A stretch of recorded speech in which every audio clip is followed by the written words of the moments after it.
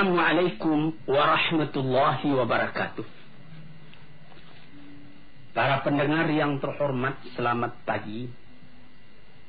Sekarang kita meneruskan lagi membicarakan tentang hal cinta atau mahabbah yang terpaku terhunjam dalam hati tiap-tiap orang sufi. Orang yang telah membersihkan jiwanya supaya lebih dekat dia kepada Tuhan. Ibaratnya, kalau kita pergi ke kaca besar yang ada di hadapan kamar kita. Kalau kaca itu kotor atau berkabut, hendaklah dibersihkan lebih dulu kotorannya itu atau kabutnya itu. Sehingga jernih. Apabila telah jernih, jelas muka kita kelihatan di dalamnya.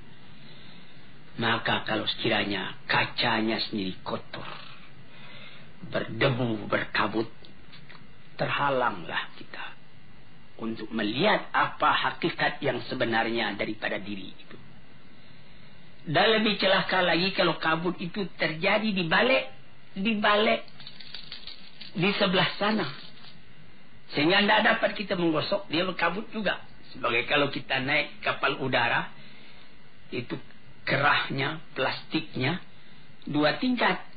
Yang sebelah kita bisa kita hapus dengan tangan sehingga bersih, tapi masih kotor juga karena yang sebelah lagi belum dapat kita capai dengan tangan kita.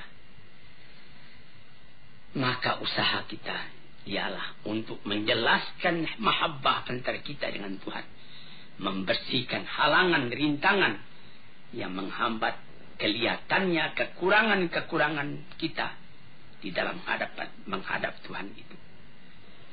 Kalau sekiranya misalnya saja dengan sesama manusia, bagaimanapun cintanya kita kepada seseorang, kalau mata kita kerut, kalau mulut kita busuk, tentu saja tidak sanggup kita mendekati. Yang kita dekati itu jauh daripada kita. Dilihat bukan dia yang salah, kita yang salah. Ini pembersihan. Sebab itu maka sekarang kita masuk kepada yang ke-9. Dulu baru 8. Yaitu memandang banyak walaupun sedikit kita punya kesalahan. Dan memandang sedikit walaupun banyak ketaatan kita. Ini yang ke-9, kita punya penutup dulu, lalu kita janjikan akan masuk kepada yang ke-9. Yang ke-8 itulah dia. At-tasi'u, yang ke-9, mu'anaqatul ta'ah wa mubayanatul mukhalafah. Mu'anaqah artinya berpeluk-pelukan. Kita memeluk kepada yang kita peluk, dia pun membalas pelukan kita. Kalau sekiranya kita dengan manusia, misalnya ada kawan kita kembali dari Mekah. Di Mekah baru saja kejadian Masjidil Haram diduduki oleh orang-orang pendurhaka. Kawan kita juga belum pulang. Setelah ditunggu lamanya 17 hari. Alhamdulillah selamat Masjidil Haram tadi daripada serangan. Dan dapat ditaklukkan orang-orang yang memperbuat onar tadi. Kawan kita pun dapat pulang. Kita pergi sambut dia ke Halim Perdana Kusuma, atau seperti ke Polonia di Medan, atau ke tempat yang lain. Baru dia turun dari tangga kapal udara itu kita ketemu. Kita peluk dia peluk kita, kadang-kadang air mata turun, jatuh. Saking cintanya kita kepada dia. Kita sudah berdebar hati kalau dia mati di Mekah. Meskipun dari mati di Mekah itu juga mencapai kesucian. Dia pun menangis, kita menangis karena adanya cinta dalam hati. Itu mu'anaqah namanya. Berpeluk, bercium antara kita dengan kawan kita tadi. Ini kita berpeluk, bercium dalam perasaan dengan Tuhan. Mu'anaqatut ta'ah, karena ketaatan kita kepada Tuhan. Di situ, saudara-saudara yang terhormat, payah saya menerangkannya karena saya pun baru mencoba, baru melatih diri belum sampai kepada taraf yang tertinggi. Bagaimana perasaan kita kadang-kadang apabila kita sampai kepada bacaan inna salati wa nusuki wa mahyaya wa mamati lillahi rabbil alamin la syarika lahu wa bidzalika umirtu wa ana minal muslimin. Sembahyangku, ibadat, bahkan hidupku dan matiku semua aku serahkan kepada Allah.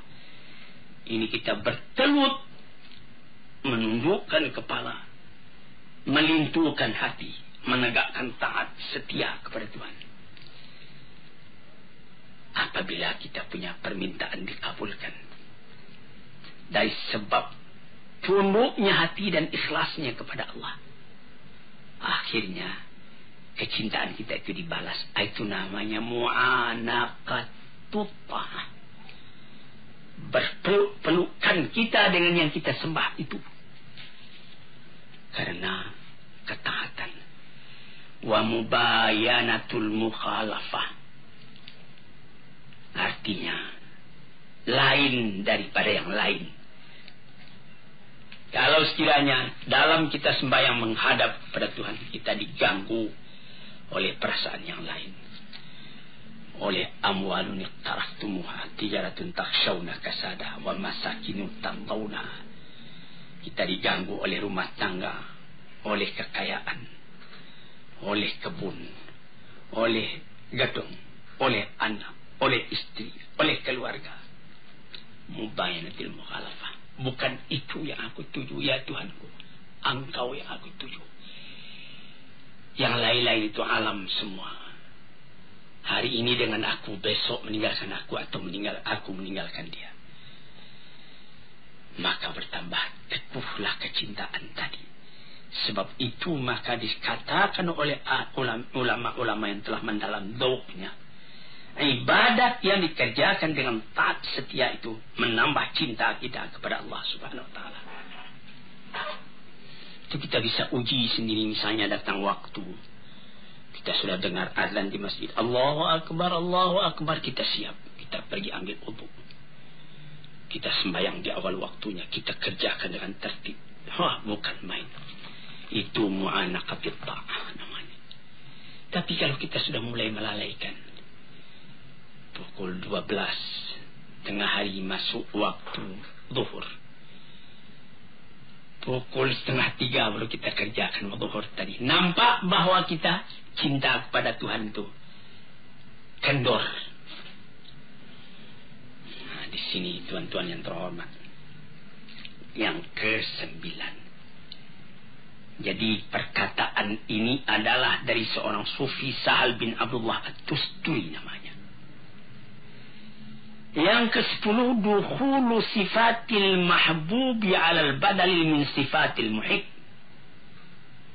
Ini ada seorang sufi namanya Junaid al-Baghdadi mengatakan, yang mahabbah itu, cinta kepada Allah itu ialah masuknya sifat Tuhan yang dicintai itu ke dalam diri kita sebagai ganti daripada sifat yang mencintai, yaitu sifat kita sendiri.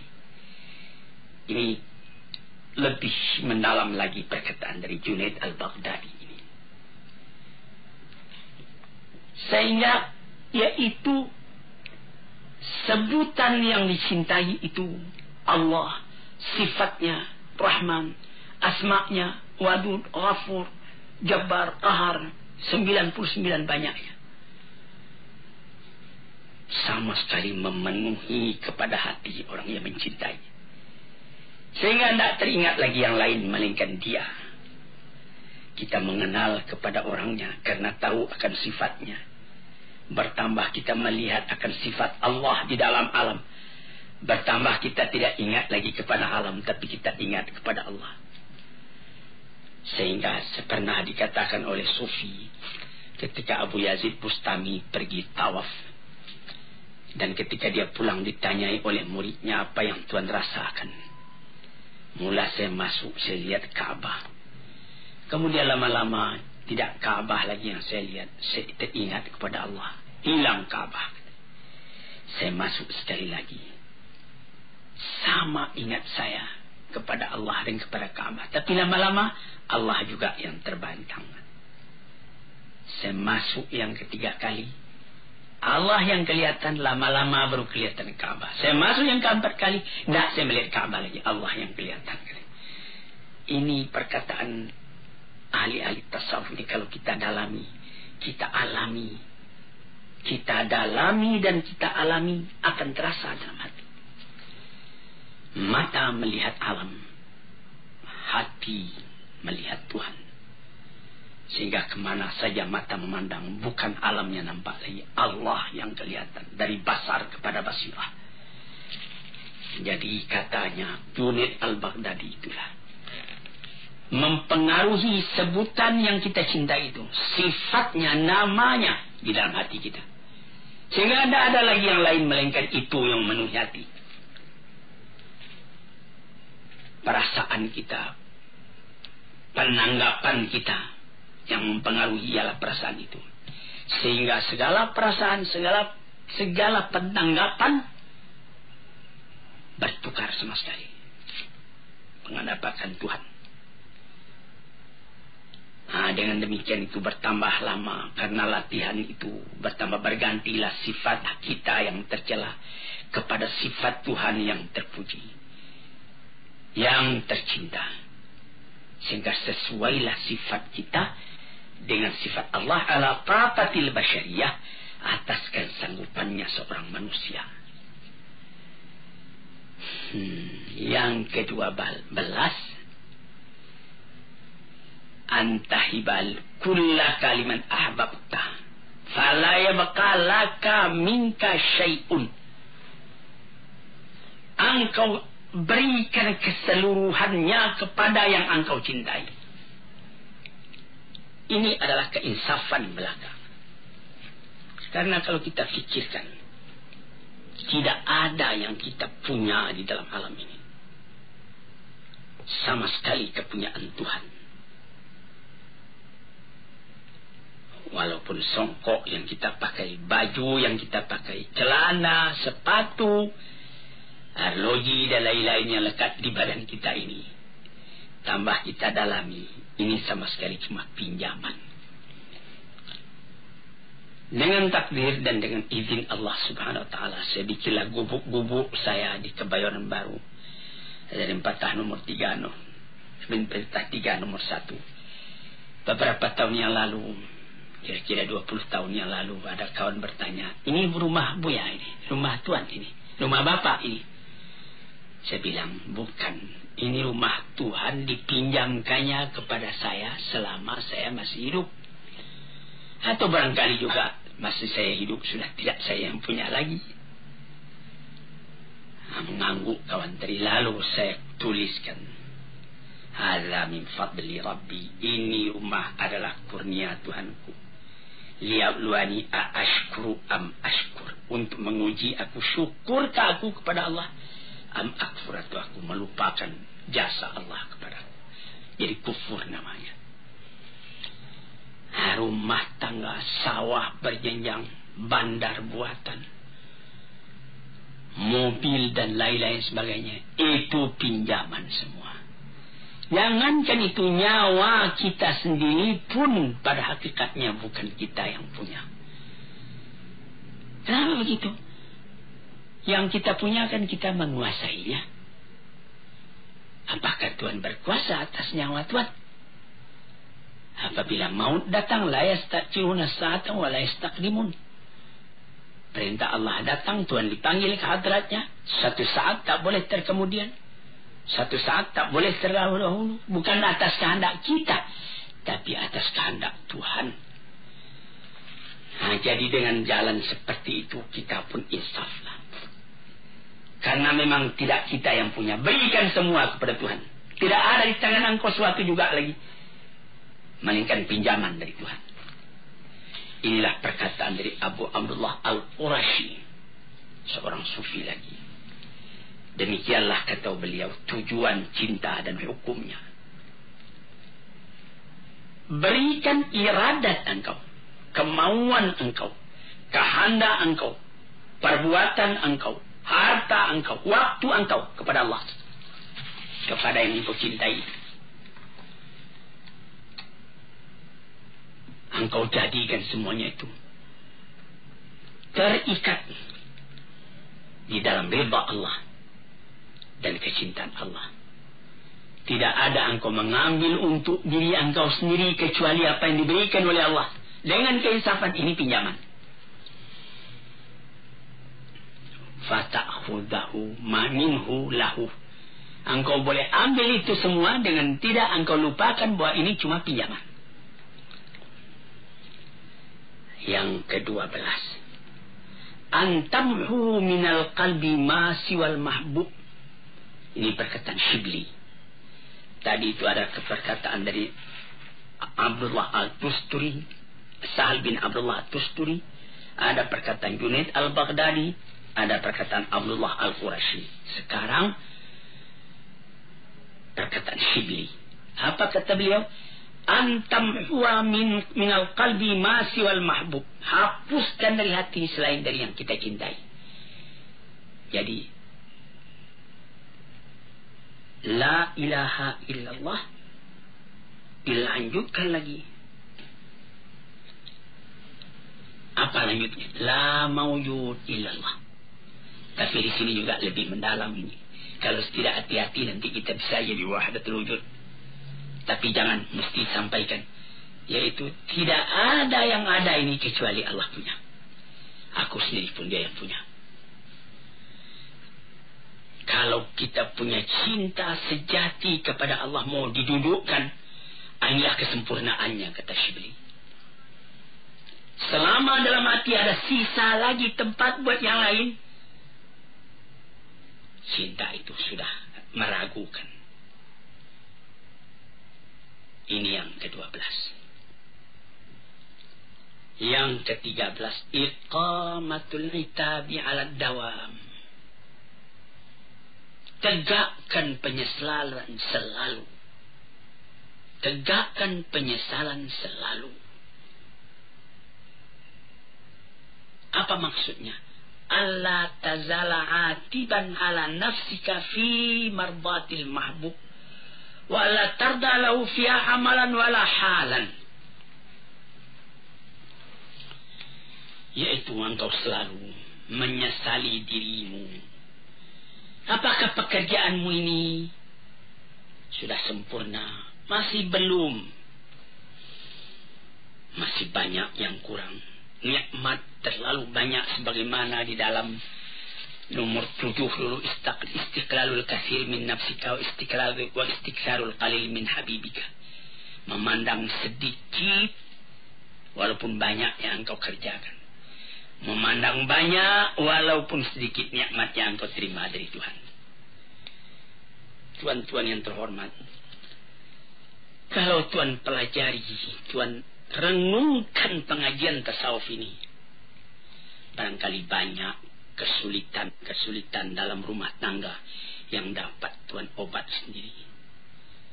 Saya hampir tiap petang orang datang ke rumah saya, mengadakan konsultasi, menanyakan keadaannya, menyebut kesusahannya dan lain-lain sebagainya. Ada yang mengatakan, saya sudah menjalankan fatwa Bapak. Saya sudah tahajud kalau malam. Kalau siangnya saya sudah sembahyang duha sampai 8 rakaat. Saya sudah mengerjakan sembahyang tobat hampir saban hari. Saya sudah mengerjakan sembahyang tasbih dan lain-lain sebagainya. Apakah itu sudah sempurna? Nah, disinilah kajian ke-13. Selalu tanyai diri. Karena menurut yang saya terima dari guru saya, ayah saya, Syekh Abdul Karim Amrullah, beliau mengatakan dalam riwayat yang beliau baca, Sayyidina Abu Bakar Siddiq itu badannya kurus, matanya cekung,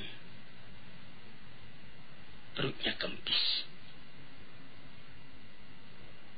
Lalu ditanyai orang, inilah yang beliau anukan. Selalu menyelidiki diri, menyesali diri masih kekurangan. belum tercapai apa yang dikehendaki oleh Tuhan yang dicintai. Pandang diri ini kecil.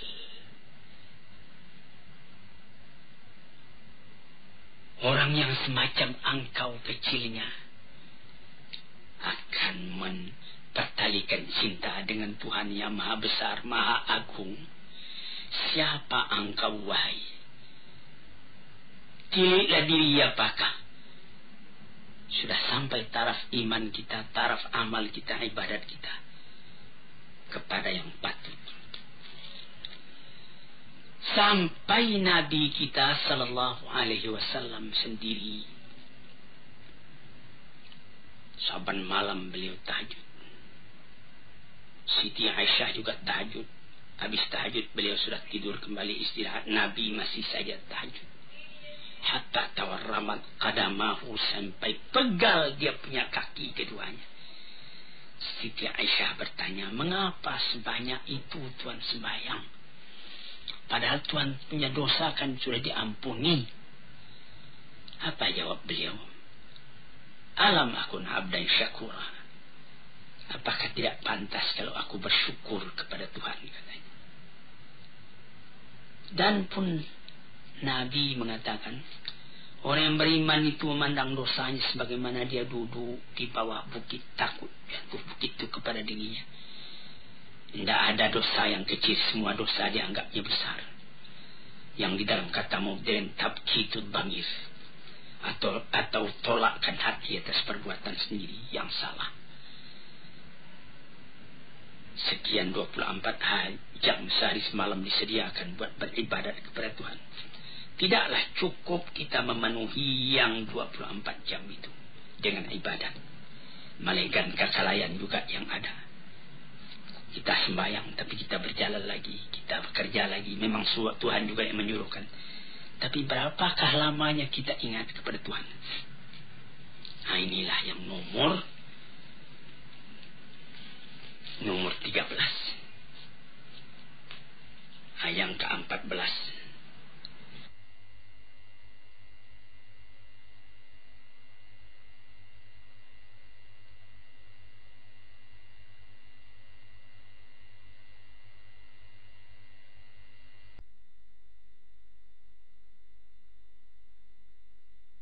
Tughara 'alal mahbub an yuhibbahu mislak. Ini perkataan Shibli juga. Apa katanya? Engkau cemburu kepada Tuhan yang engkau cintai itu. Kenapa? Orang yang semacam engkau mencintainya. Memandang hinanya, kecilnya diri. Sebagai sambungan penjelasan dari nomor 13 tadi. Ghirah. Apakah baru yang saya dapat kerjakan dalam umur yang terbatas ini, dalam tenaga yang terbatas ini, dalam angan-angan yang menggeret langit, tetapi kita tidak dapat terbang ke udara. Jadi terpandang besarnya Tuhan, terpandang kecilnya diri, dan diri yang kecil itu tidak dapat melepaskan diri dari rahmat dan nikmat Tuhan. Apakah usahaku membalas kesalahan yang begini saja kepada diri? Ini salah satu kemajuan dalam rohani manusia. Sekian dulu, nanti lain hari kita sambung lagi. Assalamualaikum warahmatullahi wabarakatuh.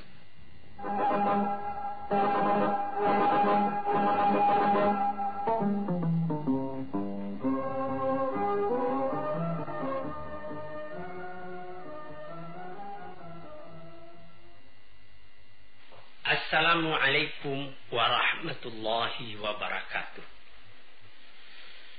Para pendengar, peminat kuliah subuh yang saya cintai dan saya hormati, saya ucapkan selamat pagi dan selamat mengerjakan ibadat sembahyang subuh.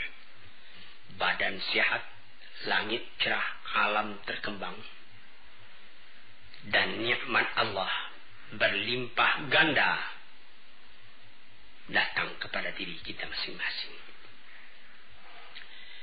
Pada waktu yang sudah-sudah di dalam memperkatakan soal-soal tasawuf agak panjang telah kita bicarakan tentang mahabbah, tentang hubungan kita dengan Allah, hubungan kasih, hubungan cinta, hubungan kasih sayang. Hampir 2 bulan pengajian kita tentang cinta ini.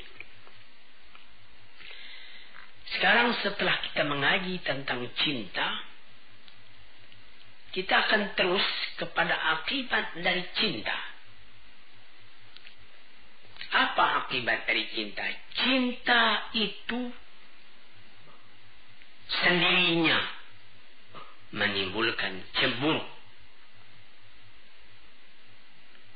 atau menimbulkan ghirah dalam bahasa Arabnya. Dalam keadaan yang lain, di dalam bahasa yang populer juga disebut fanatik. Kalau orang mengakui cinta kepada Allah tetapi tidak ada ghirahnya, orang yang mengakui cinta kepada agamanya tetapi tidak ada cemburunya apabila agama itu diganggu orang, apabila keyakinan hidupnya kepada Tuhan dicimoohkan orang misalnya, maka tidak ada baginya konsekuensi dari cinta. Sebab cinta itu menghendaki kesatuan pikiran kepada yang dicintai itu. Sekarang ini kita masuk membicarakan tentang soal ghirah itu, soal cemburu itu. Ini panjang lebar juga dibicarakan di dalam Al-Quran ataupun di dalam hadis, yang mula-mula dijadikan menjadi dasar ketika membicarakan tentang ghirah, tentang cemburu, atau dalam bahasa sehari-hari yang telah banyak kita pakai tentang fanatik, adalah sabda Allah Subhanahu wa Ta'ala yang tersebut di dalam Al-Quran. Innama harrama rabbiyal fawahisha ma zahara minha wa ma batan. Apa artinya? Sesungguhnya tidak lain yang diharamkan oleh Tuhanku ialah perbuatan yang keji, baik yang nyata atau yang tersembunyi. Jangan berbuat keji. Keji itu menimbulkan ghirah dalam hati orang yang beriman. Ini dijelaskan di dalam hadis yang dirawikan daripada Abdullah bin Mas'ud radhiyallahu anhu, sahabat Rasulullah, di dalam sebuah hadis yang sahih riwayat Bukhari dan Muslim. Qala Rasulullah sallallahu alaihi wasallam, ma ahadun aghyar min Allah.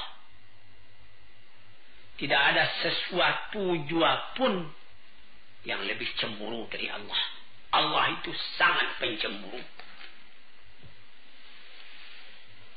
Buktinya ialah dia mengharamkan segala perbuatan yang keji, baik yang terang atau yang tersembunyi. Allah tidak mau. Maunya Allah Ta'ala itu yang bersih. Jadi kita mesti berusaha. Tambah lama kita tambah bersih, tambah kita dekat kepada Allah Subhanahu wa Ta'ala. Tambah kita punya cinta berpadu dengan Tuhan. Nah, di sini kita melihat Tuhan Allah itu katanya dalam hadis ini, tidak ada seorang pun yang lebih cemburu dari Allah. Setengah daripada tanda cemburunya, Tuhan itu mengharamkan perbuatan yang keji, baik perbuatan itu nyata, kelihatan, atau perbuatan itu batin. Perbuatan yang misalnya yang zahir, misalnya anak muda mengganggu seorang gadis misalnya di tengah jalan, itu namanya perbuatan keji. Atau tidak kelihatan oleh orang lain, tapi dalam hati kita sendiri ada niat busuk. Nah, itu amabatan namanya. Kita ketawa dengan orang, tapi kita punya hati benci kepada orang.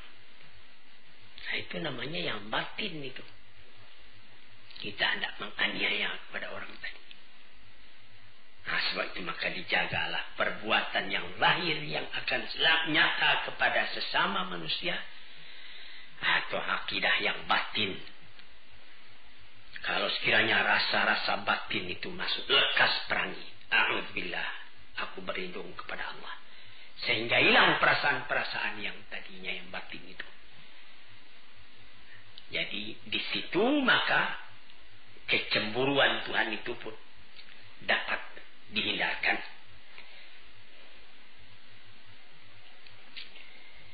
Lantas kemudian sambungan hadis, wa ma ahadun habba ilahi madah minallah wa min ajli dzalika asna ala nafsihi. Tidak ada seorang pun yang lebih suka akan pujian melainkan Allah. Sehingga beliau sendiri pun asna ala nafsihi, memuji kepada dirinya. Jadi bagi Allah bukanlah namanya tawadhu', merendahkan diri kalau dia dikatakan Allahu la ilaha illa ana. Saya yang Tuhan, tidak ada Tuhan yang lain. Itu bukan kesombongan.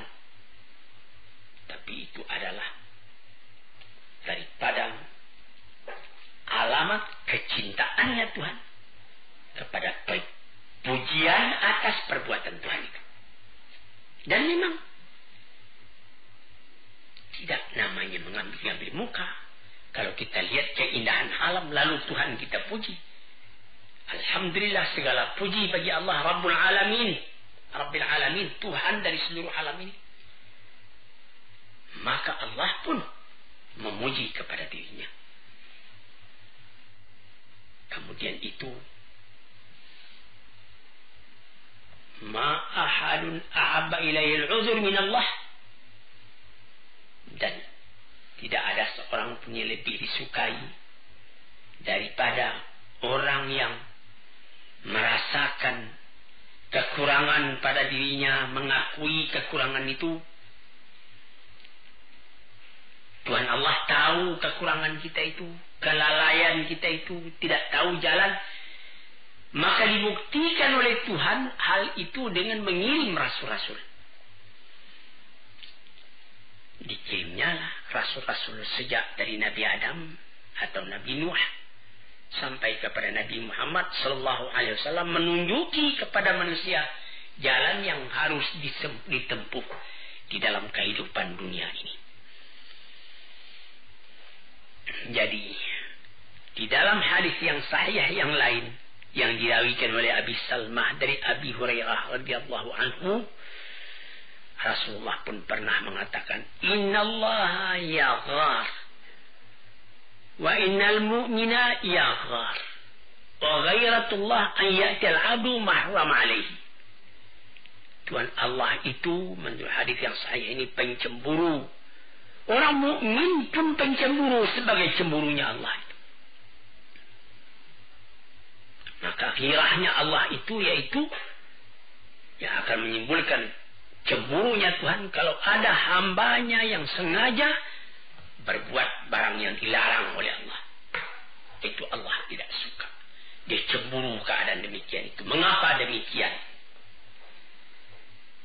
Nah, kalau tidak ada cemburunya itu tanda tidak ada cinta. Kita bawa saja misalnya kepada misal yang lahir dalam kehidupan kita sendiri. Kita mengatakan cinta kepada istri. Cinta sejati kepada istri. Tulus ikhlas sehidup semati. Lalu tentu kita tidak senang kalau ada orang lain yang pergi mengganggu istri kita itu. Kita cemburu. Lalu ada orang dibiarkannya saja istrinya bermain-main bersanda gurau dengan laki-laki lain. Nah, itu orang dikeragui cintanya. Tandanya cintanya itu tidak bulat. Atau barangkali orang itu dayus. Tidak ada lagi rasa cemburu dalam hatinya. Ini orang-orang celaka. Sebagaimana pepatah orang Arab, Fatana likulli musibatin fi dinihi wa idza yusabu. Fatina likulli musibatin fi malihi wa idza yusabu bidinihi lam yashuri. Sangat halus perasaannya. Dia merasa cemburu kalau akan terganggu harta bendanya. Tetapi kalau agamanya yang tersinggung, dia tidak merasa. Ini orang juga sudah orang sakit, tidak ada kecemburuan sejati dalam dirinya.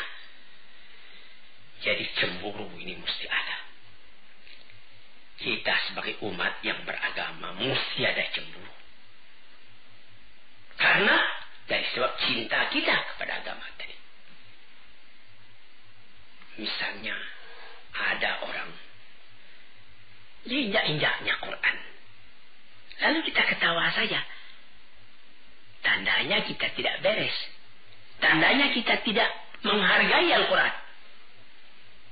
Demikianlah seterusnya. Jadi cinta itu adalah akibat, cemburu itu adalah akibat dari cinta.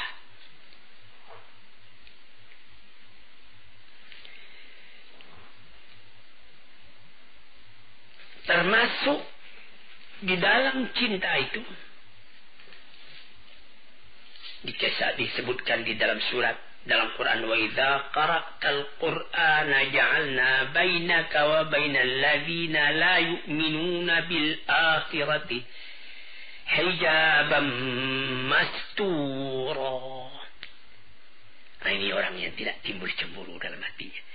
Apabila engkau baca Al-Quran, kami jadikan di antara engkau dan di antara orang-orang yang beriman, yang tidak beriman kepada hari akhirat, ada dinding penutup. Ya, benar. Misalnya orang yang beriman didengarnya Al-Quran. Wa idza tuliyat alaihim ayatuna zadathum imana. Apabila dibacakan orang kepadanya ayat Al-Quran, bertambah imannya. Tapi ada orang saban hari membaca Quran, tidak tergeser kepada hatinya, cuma baca saja. Nah, itu hijab mastura, ada dinding itu. Yang apatah lagi orang yang memang tidak senang mendengarkan Quran. Ka'anna fi idunaihi waqra, seakan-akan dia menaruhkan penyumbah pada telinganya, tidak mau mendengarkan. Nah, ini orang hijaban mastura, tertutup telinganya. Sebab itu tidak ada gairahnya. Jadi jangan tuan tuduh kalau orang yang cintai kepada agamanya, lalu dia sembahyang dia awal waktu, atau dia dalam perjalanan, hari sudah sore, waktu asar sudah hampir habis. Sebagaimana saya baca di dalam satu surat kabar, beberapa orang pengembara di London, dia mau berangkat ke tempat lain, waktu asar sudah hampir habis. Dia sembahyang di Hyde Park. Dia sembahyang menjamak. 2 rakaat zuhur, 2 rakaat asar, karena dia adalah musafir. Tidak peduli dia apa, dia ditonton orang, tidak apa. Karena ghirahnya kepada agama. Jadi ini ujian ini. Apakah engkau cinta? Sebagaimana kaji kita yang sudah hampir 2 bulan yang sudah. Ya, saya cinta. Apa engkau ada cemburu? Oh, tidak. Tidak ada cinta engkau kalau begitu keadaannya. Hadirin, para pendengar yang saya hormati, sebab itu dikatakan oleh Suri As-Sakti kepada kawan-kawannya, mengapa ada orang yang terhijab, tidak masuk Quran kepada hatinya? Tidak ada ghirah. Karena orang-orang yang kafir tidak ahli buat memahamkan kalamullah. Tidak ahli buat mengetahui ma'rifat kepada Allah, buat tauhid kepada Allah, buat cinta kepada Allah. Sebab itu di antaranya dan di antara Rasulnya, di antara kalam Tuhan, di antara tauhid, ma'rifat, semua itu terdinding bagi mereka. Tidak akan didapat yang demikian itu kalau bukan ahlinya. Oleh sebab itu maka dikatakanlah bahwa al-ghiratu manzilatun syarifatun azimatun jiddan. Ghirah itu adalah tempat kedudukan yang mulia, yang agung sekali. Jalilatul miqdar, sangat tinggi nilainya.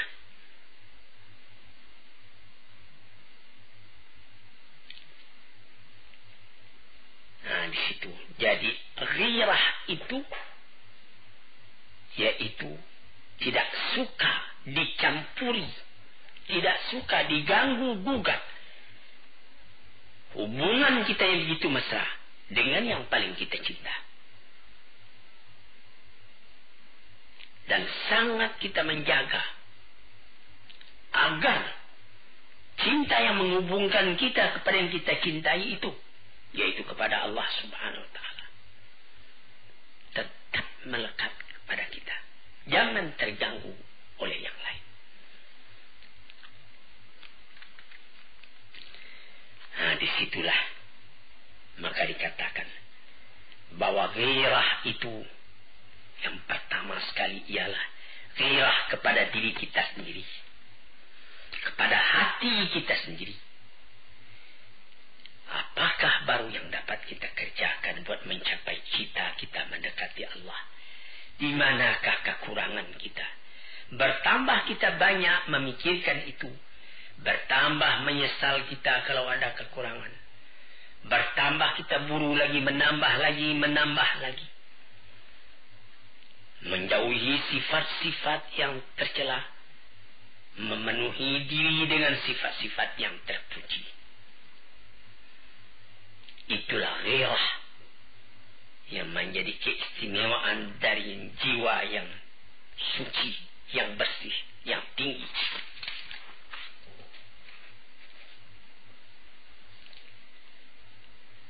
Maka jiwa atau diri yang rendah tidak dapat mencapai itu.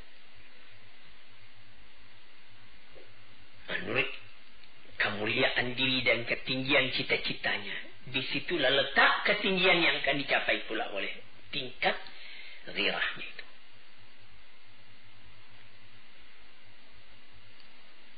Dibagi pula oleh ahli-ahli tasawuf ghirah itu. Ghirah Allah kepada hambanya dan ghirah hamba terhadap Tuhannya.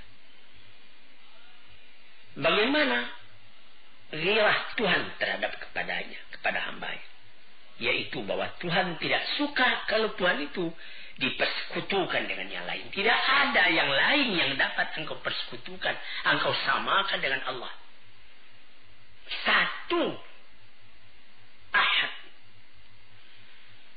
Sehingga Bilal bin Rabah, ketika dia sudah dijemur di cahaya matahari, dihimpit badannya dengan batu, cuma tunjuknya saling yang bergerak, cuma tinggal tunjuk ahad, Allah satu, Allah satu. Nah, itulah di dalam badan menderita, hati senang karena teguhnya yang ghirah kepada keinginan. Hadirin, bagaimana pula ghirahnya Tuhan kepada hamba, kepada Tuhannya? Ghirah kepada dirinya dan ghirah kepada orang lain.